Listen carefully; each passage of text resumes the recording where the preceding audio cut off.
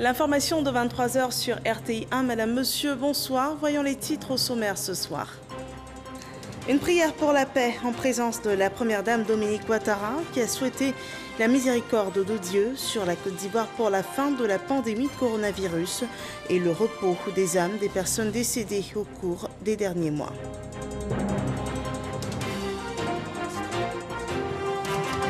C'était jour de vote ce mercredi à l'Assemblée nationale pour constituer le nouveau bureau de l'institution. Il réunit 27 membres, un premier vice-président et 10 vice-présidents. Cette séance plénière a aussi vu la formation des 4 grands groupes parlementaires de l'Assemblée.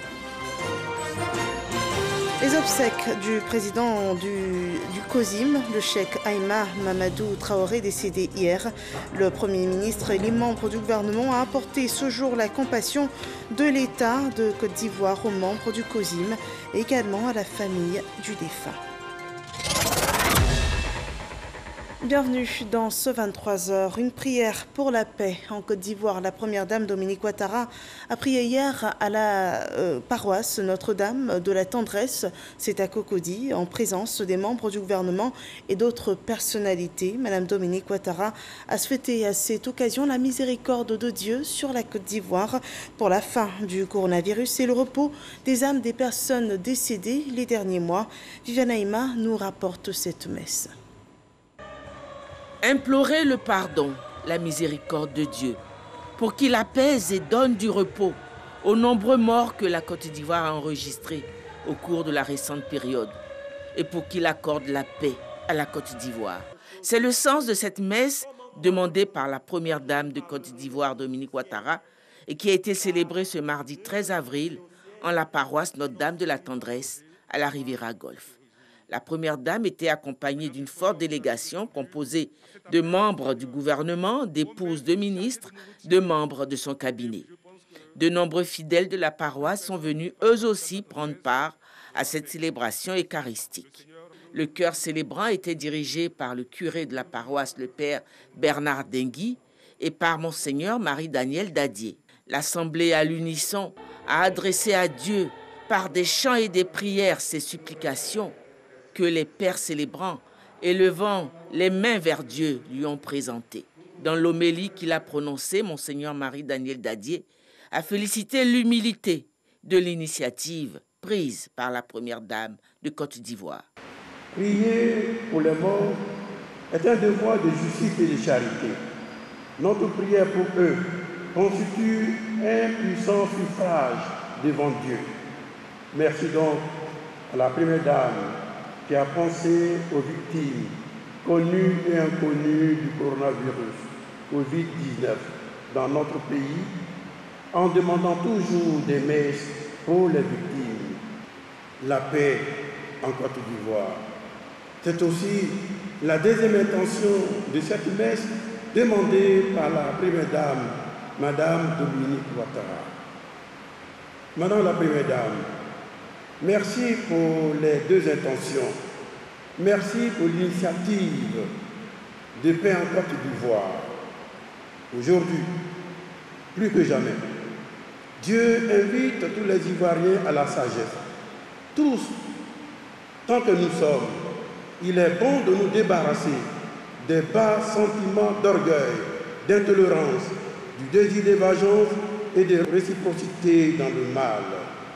Les habitants de ce beau pays sont appelés à soigner l'image de la mère patrie en traçant partout où il se trouve des passerelles et des chemins où passe la fraternité, le vivre ensemble et la joie de vivre en paix.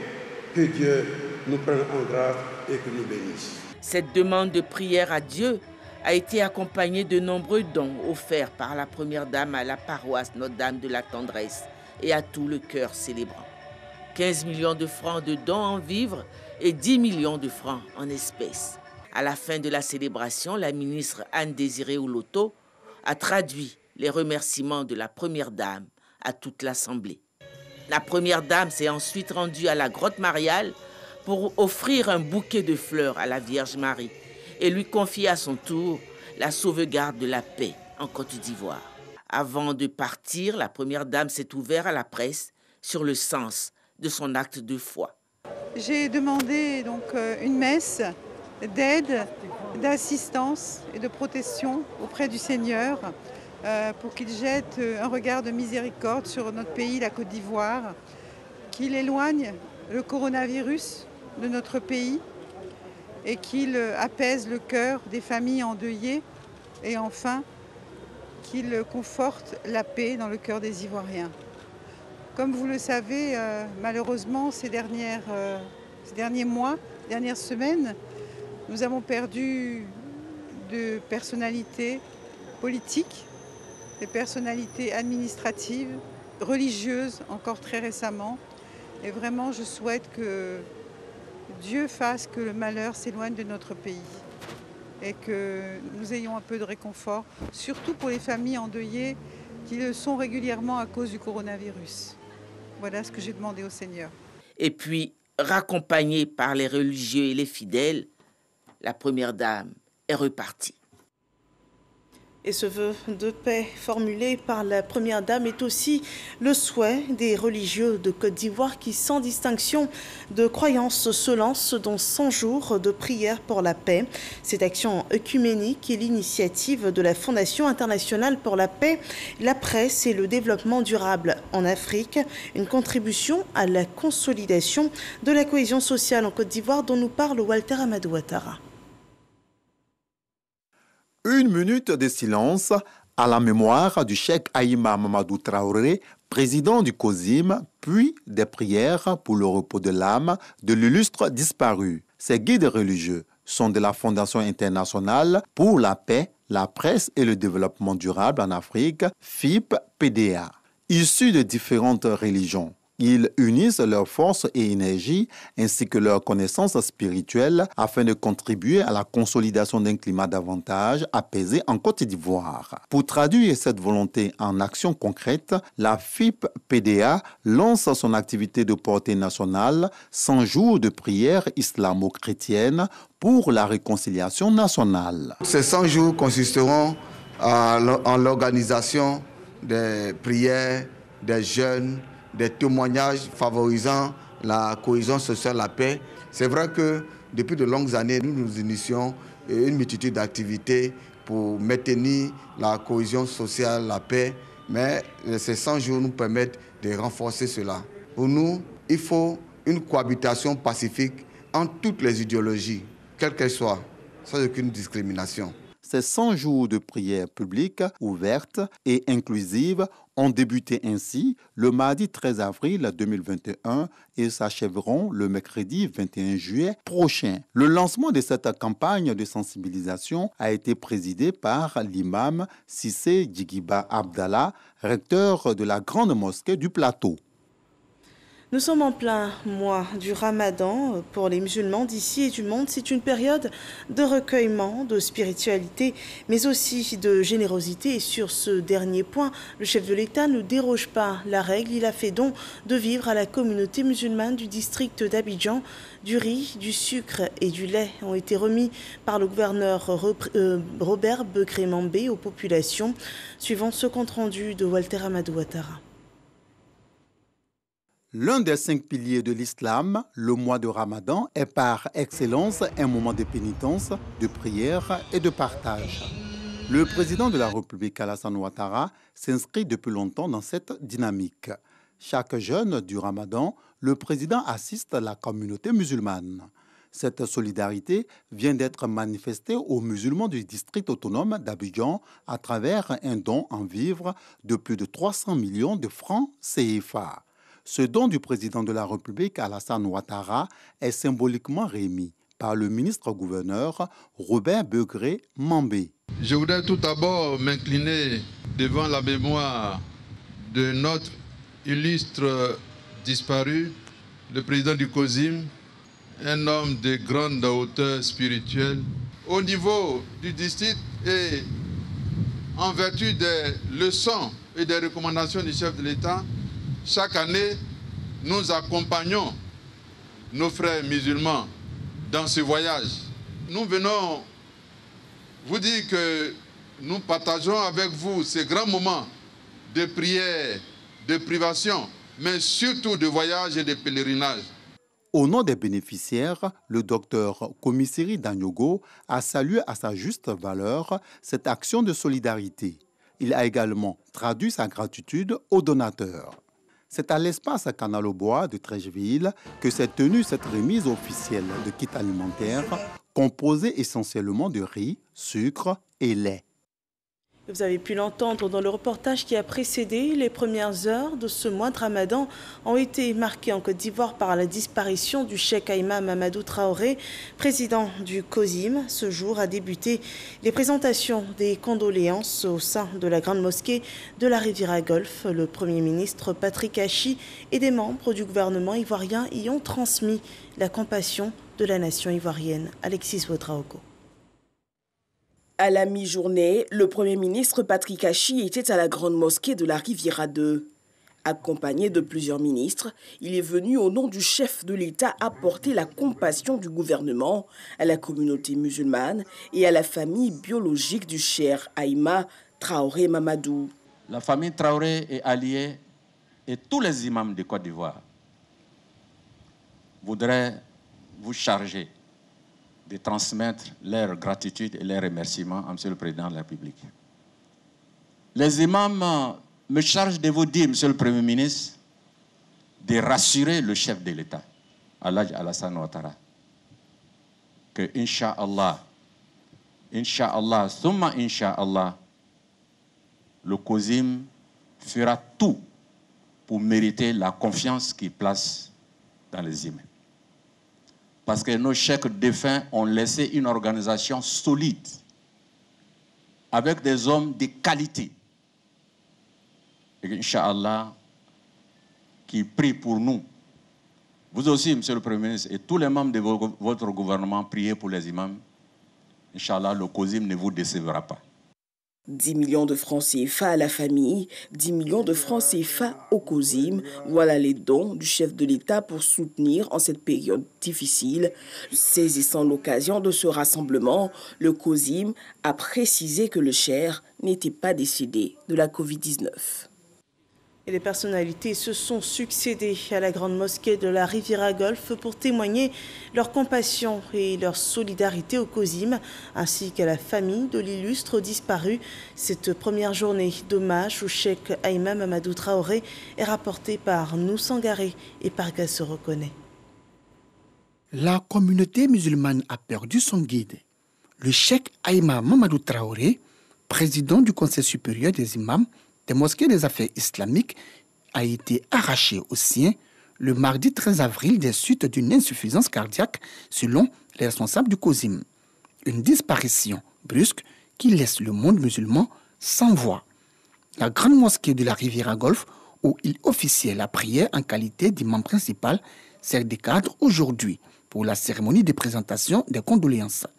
Des délégations venues de divers horizons ont effectué le déplacement pour témoigner leur compassion à la famille de l'illustre disparu et marquer leur solidarité à l'endroit du COSIM. Le cheikh Aïma Traoré était un frère, c'était mon imam, et il était tout à fait normal qu'en la circonstance douloureuse qui frappe non seulement la communauté musulmane de Côte d'Ivoire, mais qui frappe aussi toute l'Afrique de l'Ouest, que nous venions nous incliner et rendre hommage à la mémoire d'un homme de justice. Franchement, c'est une grosse fête pour la Côte d'Ivoire et nous présentons toutes nos condoléances au président de la République et que Dieu agrée toutes nos prières et que le paradis soit la dernière demeure du cheikh. Engagé pour la cause de l'islam, Feu Cheikh El Hadj Mamadou Traoré a contribué à la mise en place de plusieurs organisations islamiques. Quelqu'un avec qui j'ai eu plaisir à collaborer dans les instances associatives musulmanes de longues années. Je voudrais prier le Seigneur de lui accorder son paradis céleste. Homme de paix, de tolérance, le guide suprême de la communauté musulmane de Côte d'Ivoire était aussi un rassembleur selon l'ambassadeur de France en Côte d'Ivoire. Un homme qui a apporté beaucoup à la Côte d'Ivoire dans un moment où la Côte d'Ivoire a besoin de paix et de tolérance. Voilà, j'étais simplement venu pour ça. J'avais rencontré cher Mamadou Traoré. J'avais été frappé par sa gentillesse, par son érudition. Et je tenais à lui rendre hommage. Dans la même veine, à la veille, des membres du gouvernement sont allés présenter les condoléances à son domicile à Abobo-Soujefia au nom du président de la République, Alassane Ouattara. Décédé à l'âge de 77 ans, Cheikh Aïma Mamadou Traoré sera inhumé ce jeudi 15 avril au cimetière de Williamsville après la prière de 13h à la grande mosquée de la Riviera Golfe. Voilà pour le programme des obsèques. Le nouveau gouvernement ivoirien est constitué depuis une semaine. Un gouvernement de mission et de combat, un gouvernement d'objectivité, une nouvelle dynamique impulsée par le chef de l'État dans laquelle tous les secteurs d'activité devraient s'inscrire et la contribution du secteur privé est attendue dans le rôle de créateur de richesses et d'emplois. Une participation abordée au cours d'une rencontre ce jour entre le patronat ivoirien et le Premier ministre Patrick Achi. Suivons ce compte-rendu d'Alexis Ouetra. Le Premier ministre Patrick Achi rencontre le secteur privé. Dans une Côte d'Ivoire qui veut aller plus vite dans son développement, avec des impacts concrets dans le quotidien des populations, le secteur privé reste le partenaire incontournable. Le programme du gouvernement présenté par le président de la République, qu'il a élaboré sous le vocable de Côte d'Ivoire solidaire, consacre la position du secteur privé, fait du secteur privé un élément central du développement de notre pays et en particulier de son développement économique et social. Le secteur privé est reconnu dans son rôle de créateur de richesses. Dès lors, il nous paraissait nécessaire et évident qu'on ait une rencontre préalable avec le Premier ministre pour passer en revue ensemble quelques préoccupations du secteur privé et surtout ensemble pour voir comment aborder la mise en œuvre de ce programme-là dirigé à l'attention du secteur privé. C'est ce que nous avons fait ce matin de façon très efficace, de manière très utile. Nous avons pu aborder quelques problèmes d'ordre concret, immédiat. Vous savez, le secteur privé a toujours des problèmes immédiats et toujours dans l'urgence, mais nous avons levé la tête pour regarder dans les prochaines semaines, dans les prochains mois. Et nous sommes confiants dans le travail que nous pourrons entreprendre sur ces prochaines semaines avec le gouvernement pour se mettre en rang ensemble pour conduire le développement économique sur les prochaines années. Et il faut bien le relever, le secteur privé ivoirien reste l'un des plus grands pourvoyeurs d'emplois dans le pays. Dans l'actualité parlementaire en Côte d'Ivoire, à l'Assemblée nationale, un nouveau bureau a été constitué à l'issue du vote de la liste des membres proposés par le président Amadou Soumaoro. Cette session plénière a aussi été marquée par la formation des 4 groupes parlementaires. Nous en parlons avec Éric Corré. Le bureau de l'Assemblée nationale de Côte d'Ivoire est connu. Il a tous les pouvoirs pour présider aux délibérations de l'hémicycle et assurer la haute direction des services. Dans le respect donc des articles 8 susmentionnés, j'ai procédé aux consultations des groupes parlementaires. Au cours de ces consultations, j'ai proposé à chaque groupe parlementaire des postes dans le bureau. L'élection du bureau définitif de l'Assemblée nationale sera publiée dans le journal officiel de la République de Côte d'Ivoire. Les députés ont dans leur ensemble voté cette instance composée de 27 personnalités, des personnalités de qualité. Les personnes choisies, il faut dire que ce sont des personnes d'expérience d'abord, et puis qui ont certaines compétences. Moi, j'ai vu près de 2 tiers et quelques de noms que je connais, sont des gens bien choisis. Une élection qui s'est faite de façon démocratique. L'UDPCI et ses alliés ont voté contre. Il y a 4 groupes parlementaires, nous sommes un groupe parlementaire et on n'est pas dans ce bureau. Donc on ne peut pas donner notre consensus. On n'est pas d'accord avec ça. Le Parti démocratique de Côte d'Ivoire, PDCI, et la plateforme politique EDS se sont abstenus. Nous avons élu le bureau, mais la constitution du bureau s'est faite après discussion entre les différents présidents du groupe parlementaire. et le président de l'Assemblée nationale. À l'Assemblée nationale ce jour, il y a eu des débats de forme, mais également des débats de fond. Au finish, la démocratie s'est exprimée. C'est la loi de la démocratie. Le bureau de l'Assemblée a été mis en place. Les principes démocratiques ont été respectés. Nous félicitons les membres du bureau et nous sommes à la disposition pour travailler pour la nation. Quand on a demandé de voter, il y a eu abstention. Vous dénoncez, mais en même temps, vous n'avez pas soutenu par le vote l'UDPCI. Pourquoi? Non, mais nous, on l'a soutenu. On l'a d'abord soutenu par une déclaration que j'ai faite moi-même. Ensuite, nous sommes abstenus. La législature passée, il est arrivé où un groupe parlementaire n'était pas dans le bureau. Dans le bureau, nous avons 26 membres, plus le président, ça fait 27 membres. Et cela dépend.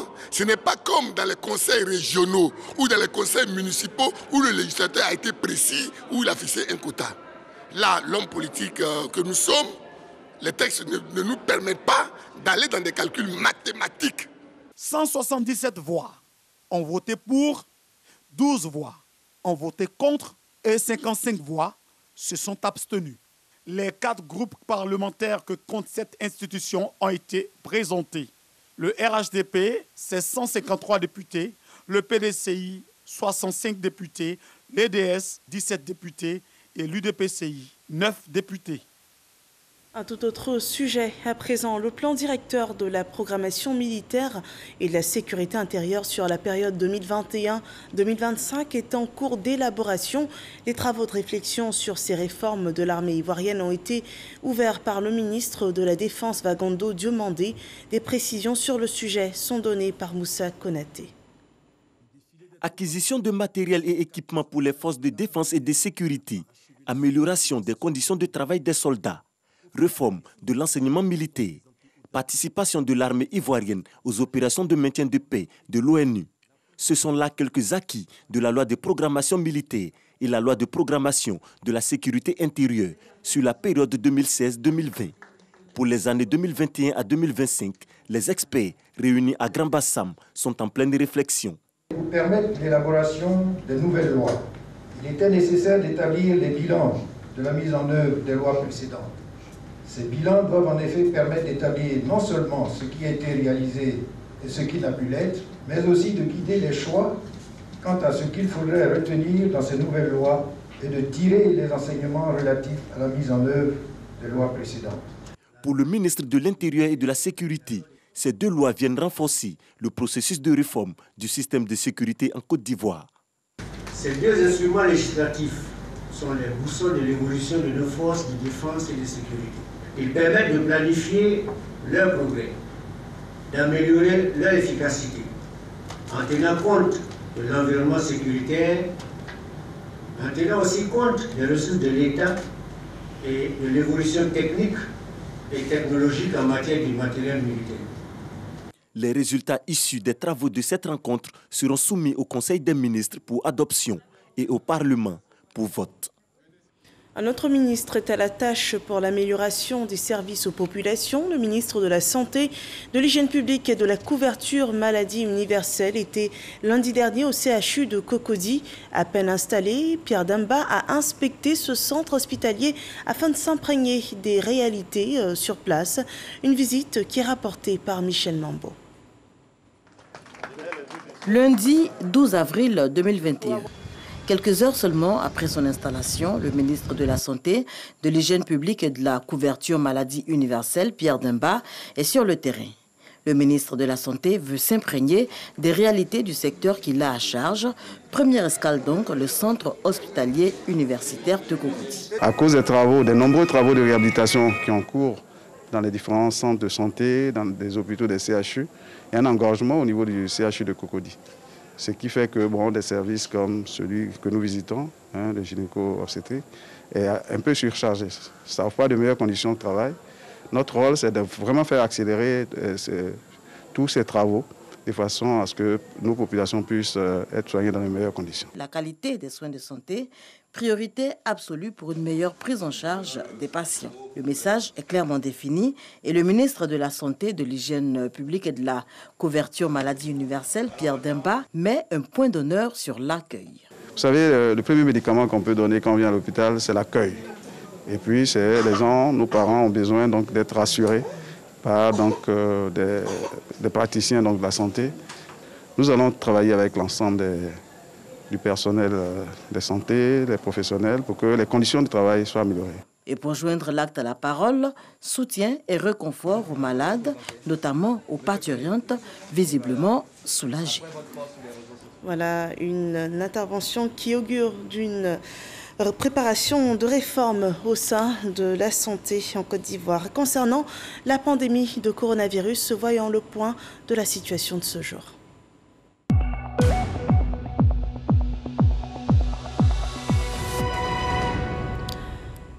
Ce mercredi 14 avril 2021, le ministère de la Santé, de l'Hygiène publique et de la couverture maladie enregistre 123 nouveaux cas de Covid-19, 62 nouvelles guérisons et bien malheureusement 2 cas de décès. La Côte d'Ivoire compte ainsi 45 388 cas confirmés, dont 44 833 personnes guéries, 271 personnes décédées. Il reste encore 284 cas actifs et à cette date, sachez qu'en Côte d'Ivoire, 83 425 personnes ont été vaccinées contre la Covid-19. En France, le vaccin américain Johnson & Johnson sera administré aux plus de 55 ans, comme cela a été prévu, alors que le vaccin a été suspendu aux États-Unis et en Afrique du Sud en raison de l'apparition rare de graves caillots sanguins. Le gouvernement français assure que le sérum montre de très bons résultats et protège efficacement des formes graves de la maladie.